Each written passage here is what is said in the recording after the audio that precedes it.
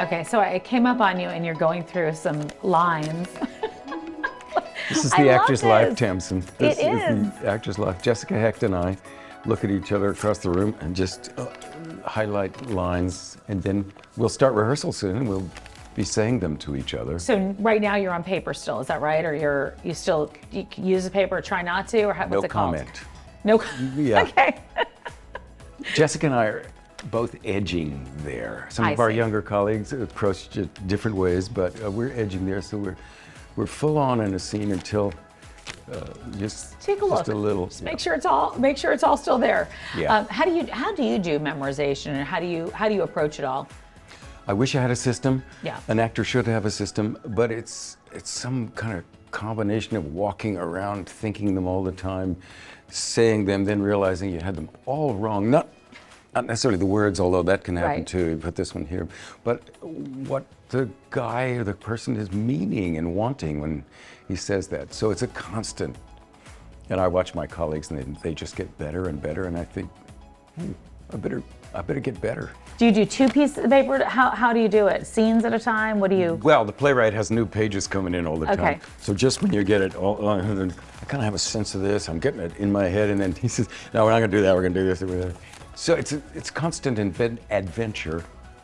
And I'll tell you something interesting about being a senior actor.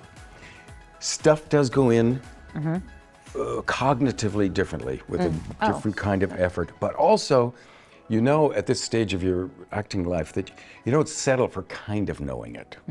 I think when I was younger, I said, I kind of know what that is, and I'll be able to get through it. You want to be able to see it just like it coming out of your head, and like that's your thought. Yeah. So that means a lot of, is there a comma there? Yeah, comma. And real detailed work. So my So wife. you're feeling it, not like memorizing it. You're feeling it. Yeah, I guess you're right. Yeah.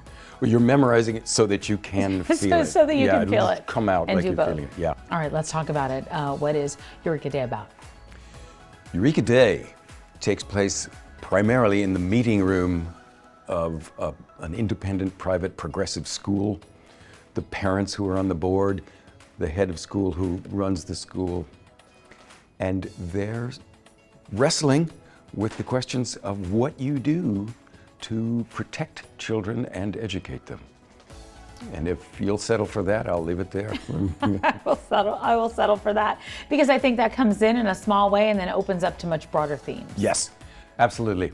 It's a story of America, like every story is that Americans tell. It feels like sometimes like a particular lens on a particular group of people, Americans, and then you start to realize, oh, this is the story of our country, and a story of exaltation and loss and expansion and contraction of our hearts. And so, yes, I hope it's going to play well on 47th Street in a month. So what did you think when you first read this script? We talk about this in rehearsal a lot with Anna Shapiro and with the playwright, Jonathan Spector. The first few pages read as this brilliant kind of satiric take on a certain subculture, and you think, ooh, this is good, because I'm a Californian by birth. But a little voice also saying, I'm not sure this will sustain for 90 minutes, 2 hours.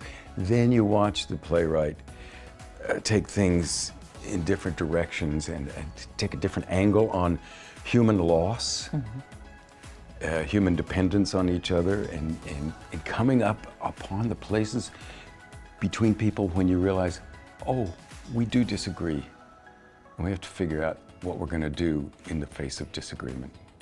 It's an interesting time to be having that as the narrative, theme, thought, conversation. It is. What do you think about that? Is it? Do you approach it a little bit differently now? Is it just something you're thinking about in the back of your mind?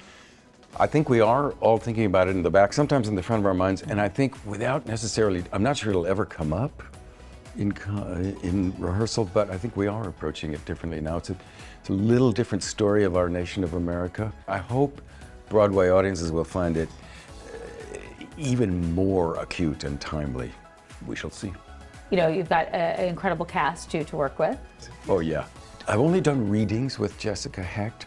Never done a play with her before, so I'm watching her process and think, my, she's kind of ditzy. Whoa, she's right on the money. Just flip like that. And young Chelsea Kurtz, whom I'd only known online because we're both part of a Shakespeare group that Yeah. meets online. And Thomas Middleditch, you know, when I was told I'd be working with him, I said, can't wait to Nice. get his comedy, you know, to mesh with his comedy. Amber Gray is somebody I have known of for years and years, seen on stage.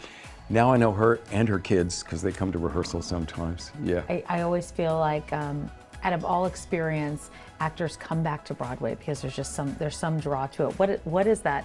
No matter what you've done, what is that draw to it? It's the live theater? It's the audience as a character almost? Yes. What is it?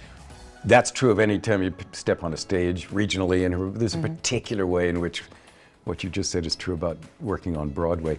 And Broadway, like every human being, is a new entity every time. I don't work continually on Broadway, so every 3-4 years, it's a whole different scene, Broadway. It's a different appeal to audiences, a different set of people out there, different set of understandings. When I first worked on a Broadway stage, the idea of 90 minutes, no intermission, that's kind of radical. Yeah. Now it's the standard audience expectation, and if you're going to go longer than that, you have to sort of show them that this is a story that's worth more than 90 minutes, no intermission. Or if you're going to go even shorter, Right. which is probably the new, you got to compress your story, and you got to make it worth people's walking into a Broadway theater. You always hope that people will come, buy their tickets, watch, say to each other, I'm so glad we saw that. Could we talk about that?